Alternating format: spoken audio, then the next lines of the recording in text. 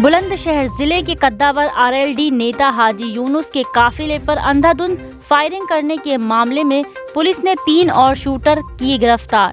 फिल्मी अंदाज में फायरिंग कर सरेआम एक शख्स की हत्या और 4 लोगों को गोली मारकर घायल करने वाले 4 शूटर्स को पुलिस ने किया गिरफ्तार।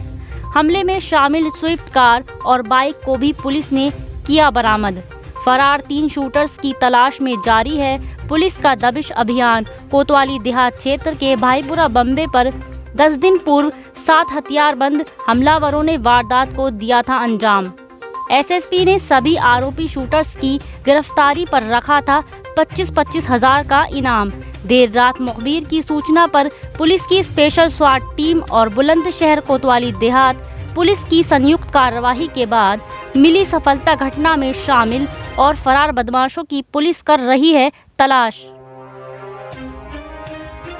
देखिए 5 दिसंबर को दोपहर को लगभग 3 बजे के आसपास 3 पौने 3 बजे के बीच में भाईपुर गांव थाना कोतवाली देहात में जब एक शादी समारोह से पूर्व ब्लॉक प्रमुख हाजी यूनुस लौट रहे थे तो 3 गाड़ियों के साथ थे और उन गाड़ियों पर फायरिंग हुई थी जिसमें 5 लोगों को गोली लगी थी। 1 की मृत्यु हो गई थी, 4 घायल इलाजरत हैं खतरे के बाहर। इस घटना में हाजी यूनुस के द्वारा अपने 4 सगे भतीजों और 1 रिश्तेदार और 1 अन्य व्यक्ति के खिलाफ साजिश रचने और अज्ञात अभियुक्तों द्वारा फायरिंग करने की एफआईआर दर्ज कराई गई।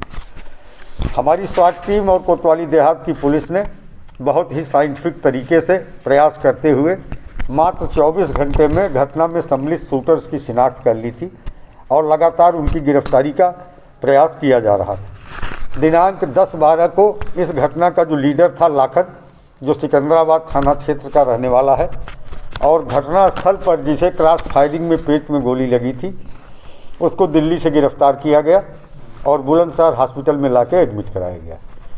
और उसकी गिरफ्तारी के बाद जो हमारी लाइन थी उसकी पुष्टि हुई। घटना में सम्मिलित जो अन्य अपराधी थे जिनके शिनाख्त हमारी पुलिस ने किया था, जिन्हें आइडेंटिफाई किया था, वो सब वही पाए गए जो लाखन ने बताया। उसी क्रम में लगातार हमारी टीम प्रयास करती रही।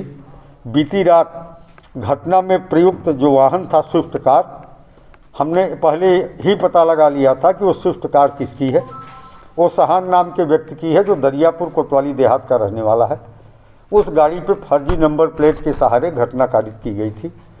उसमें खून के धब्बे भी पड़े हुए हैं। तो उस कार के साथ ये 3 अन्य शूटर, घटना में कुल 5 शूटर थे और 2 अपराधी रेकी कर रहे थे। तो 5 में से 4 शूटर अब तक गिरफ्तार हो चुके हैं।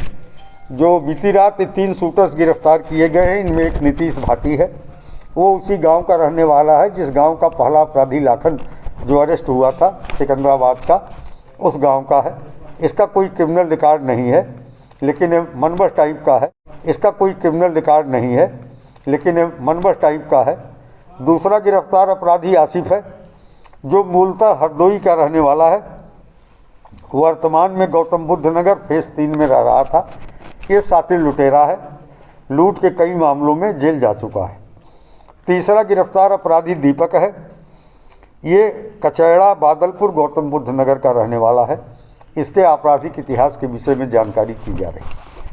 तो इस तरह ये गिरफ्तार 3 अभियुक्तों के कब्जे से घटना में प्रयुक्त वाहन स्विफ्ट कार व घटना में प्रयुक्त असलहे बरामद किए गए हैं, जिसमें 2 पिस्टल 9mm की है, 4 जिंदा कारतूस, 1 पिस्टल 32 बोर की है, 7 जिंदा कारतूस ये बरामद हुए हैं। गाड़ी से 2 फर्जी नंबर प्लेटें भी मिली हैं। इस आधार पर अभियोग पंजीकृत कर इनके विरुद्ध अलग से कार्रवाई की जा रही है। तो इस तरह इस सनसनीखेज घटना का पूरी तरह से अनावरण खुलासा करते हुए घटना के 5 शूटर्स में से 4 की गिरफ्तारी कर ली गई है। शेष जो अभियुक्त हैं जो साजिश में किसी न किसी रूप में इस घटना से जुड़े रहे हैं, उनकी गिरफ्तारी के लिए प्रयास किया जा रहा है। शूटरों को भी गोली लगी थी बताया जा रहा है। हाँ, इनमें से एक अपराधी के पैर में घुटने में गोली लगी है जिसको आप लोग देख रहे हैं, और इसने दीपक नागर है जिसको घुटने पे गोली लगी है।